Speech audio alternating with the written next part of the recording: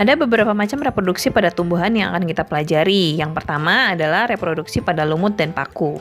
Lumut dan paku mengalami metagenesis, jadi ada dua macam reproduksi, yaitu vegetatif dan generatif.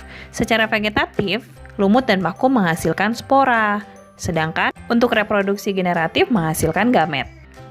Selanjutnya, reproduksi pada tumbuhan berbiji. Tumbuhan berbiji melakukan reproduksi secara generatif maupun vegetatif. Untuk reproduksi generatif, pada tumbuhan Angiospermae terjadi pembuahan ganda, yaitu inti generatif 1 membuahi ovum akan membentuk zigot dan inti kandung lembaga sekunder dibuahi oleh inti generatif 2 menghasilkan endosperm. Sementara pada tumbuhan berbiji terbuka, setiap strobilus hanya memiliki satu kelamin dan pembuahan yang berlangsung tunggal. Berdasarkan asal serbuk sarinya, penyerbukan ada 4 tipe. Yang pertama adalah penyerbukan sendiri atau autogami, berarti penyerbukan terjadi dalam satu bunga. Penyerbukan tetangga atau getonogami berlangsung antara dua bunga yang masih berada dalam satu tanaman. Kemudian penyerbukan sila yang terjadi antara dua bunga yang berbeda tanaman tapi masih satu jenis, dan penyerbukan bastar yang terjadi antara dua bunga berbeda jenis. Berdasarkan perantaranya, penyerbukan terbagi menjadi 4, yaitu anemogami yang dibantu oleh angin, hidrogami dibantu oleh aliran air, zoidiogami penyerbukan yang dibantu oleh hewan, dan antropogami penyerbukan yang dibantu oleh manusia. Yuk kita bahas satu persatu. Yang pertama, anemogami. Tanaman yang penyerbukannya dibantu oleh angin biasanya memiliki ciri mahkotanya kecil atau bahkan tidak punya mahkota, sehingga bunganya tidak menarik. Tidak ada madu, serbuknya ringan, dan bunganya terletak di atas. Contohnya adalah jagung. Tanaman yang penyerbukannya dibantu oleh aliran air biasanya hidup di sekitar aliran air sungai. Jadi serbuk sarinya mudah mengambang di atas air. Contohnya pada eceng gondok atau teratai. Zoidiogami terbagi lagi menjadi 4 macam ya. Jadi hewan yang membantu penyerbukan itu ada serangga, burung, kelelawar, dan siput. Yang pertama entomogami. Entomogami itu adalah penyerbukan yang dibantu oleh serangga. Penyerbukan seperti ini biasanya terjadi pada bunga-bunga yang memiliki mahkota dengan warna mencolok, bunganya berbau khas dan memiliki kelenjar nektar. Selanjutnya, penyerbukan yang dibantu oleh burung biasanya terjadi pada bunga yang memiliki kelenjar madu, mengandung air, dan mengandung unsur bunga berwarna merah. Lalu ada pula penyerbukan yang dibantu oleh kelelawar, biasanya terjadi pada bunga yang mekar di waktu malam hari. Ada pula penyerbukan yang dibantu oleh siput, biasanya terjadi pada tumbuhan-tumbuhan yang sering didatangi oleh siput. Keempat macam penyerbukan tersebut biasa dikelompokkan ke dalam penyerbukan yang dibantu oleh hewan atau zoidiogami. Selanjutnya penyerbukan yang dibantu oleh manusia atau antropogami. Penyerbukan ini biasanya terjadi pada tumbuhan-tumbuhan berumah dua.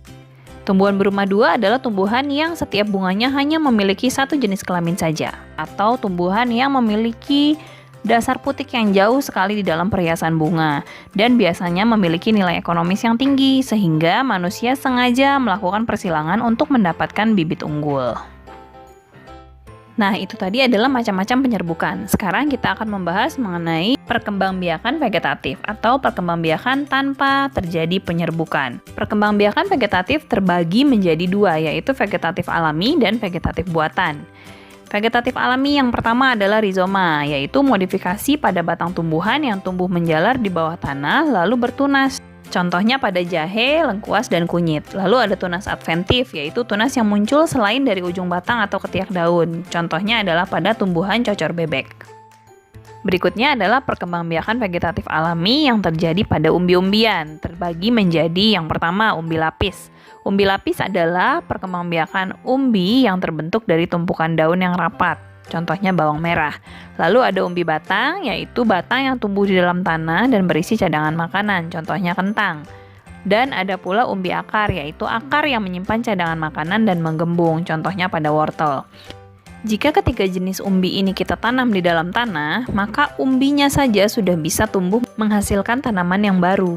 Perkembangbiakan vegetatif alami yang berikutnya adalah geragi atau stolon. Perkembangbiakan dengan geragi atau stolon ini adalah perkembangbiakan di mana ada batang yang tumbuh di atas permukaan tanah, lalu kemudian tumbuh menjadi bakal tanaman yang baru. Terjadi pada tumbuhan contohnya stroberi. Lalu berikutnya, vegetatif buatan. Vegetatif buatan adalah vegetatif yang dilakukan oleh manusia. Contohnya yang pertama stek. Stek adalah memotong tanaman untuk menghasilkan tanaman yang baru. Stek batang biasa dilakukan pada tanaman singkong atau mawar. Lalu berikutnya mencangkok. Mencangkok adalah mengupas kulit batang, kemudian dibalut dengan tanah agar batang tersebut dapat membentuk akar sehingga dapat dipisahkan dan membentuk tanaman yang baru. Selanjutnya menempel atau okulasi. Okulasi ini dilakukan dengan menempelkan sepotong kulit yang memiliki mata tunas dari satu pohon ke kulit pohon lainnya, sehingga tumbuh bersatu menjadi tanaman yang baru. Lalu ada pula menyambung atau entek, di mana kita menggabungkan batang bawah dan batang atas dua tanaman yang sejenis, sehingga terbentuk perpaduan sifat antara dua tanaman tersebut. Yang terakhir adalah merunduk, di mana kita melakukan proses perundukan atau kita merundukkan batang tanaman yang panjang lalu menimbunnya dengan tanah agar tumbuh menjadi individu yang baru.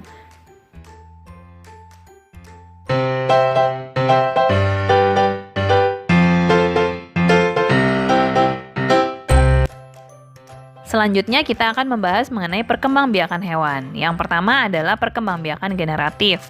Perkembangbiakan generatif adalah perkembangbiakan yang melalui fertilisasi atau peleburan antara sel kelamin jantan dan sel kelamin betina.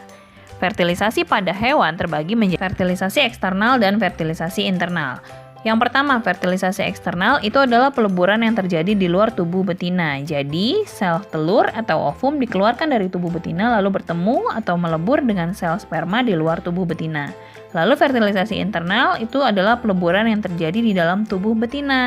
Artinya, sel sperma dimasukkan ke dalam tubuh induk betina dan bertemu melebur dengan sel telur di dalam tubuh induk betina. Berdasarkan cara perkembangan embrio, perkembangbiakan pada hewan terbagi menjadi ovipar, vivipar, dan ovovivipar. Yang pertama, ovipar adalah perkembangbiakan di mana embrio berkembang di luar tubuh induknya, yaitu di dalam telur, contohnya pada ayam, bebek, ikan. Lalu vivipar, di mana embrio berkembang di dalam tubuh induk lalu dikeluarkan dengan cara melahirkan, contohnya pada hewan mamalia. Lalu ada ovovivipar, di mana embrio berkembang di dalam telur tetapi telur ada di dalam tubuh induk dan dikeluarkan dengan cara melahirkan. Berikutnya kita akan membahas perkembangbiakan vegetatif pada hewan, yaitu perkembangbiakan tanpa adanya peleburan sel gamet. Yang pertama, bertunas. Perkembangbiakan bertunas ini terjadi pada hewan-hewan selenterata, contohnya hidra.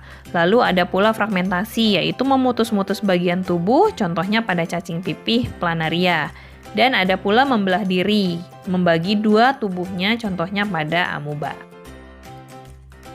Oke adik-adik, selesai sudah materinya. Diulang-ulang lagi ya pelajarannya. Semoga bermanfaat. Terima kasih untuk yang sudah menyimak. Semangat!